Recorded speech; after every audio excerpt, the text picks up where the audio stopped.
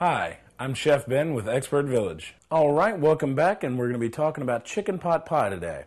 First, you're going to start off with about 2 pounds of chopped boneless chicken breasts. And go ahead and just going to throw those right in the bottom of your crock pot there. Make sure they're nice and spread out. All right, then you're going to use about half a can of corn. All right. Once again, make sure that's nice and spread out over top of the chicken. About 2 carrots chopped or sliced, whichever you prefer. All right, about 2 potatoes cubed. Throw those right on top of there. Once again, make sure they're spread out. Next, we're going to use about 1 can of cream of mushroom soup. Throw that right on top.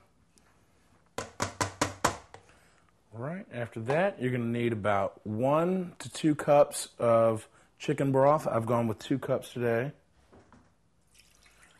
Right on there. All right, once you got those on there, you go ahead and cover, set on low, and then you let cook for about 6 to 7 hours. And remember, your recipe is not done yet. We're going to come back in just a minute and show you what to do to finalize the recipe.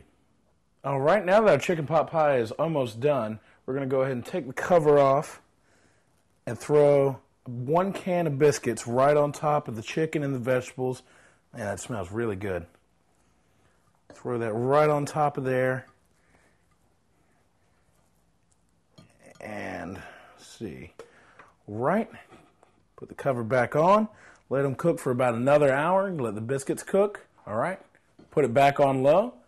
And make sure that you keep on checking it. It's going to take about an hour for the biscuits to cook, and then you have chicken pot pie.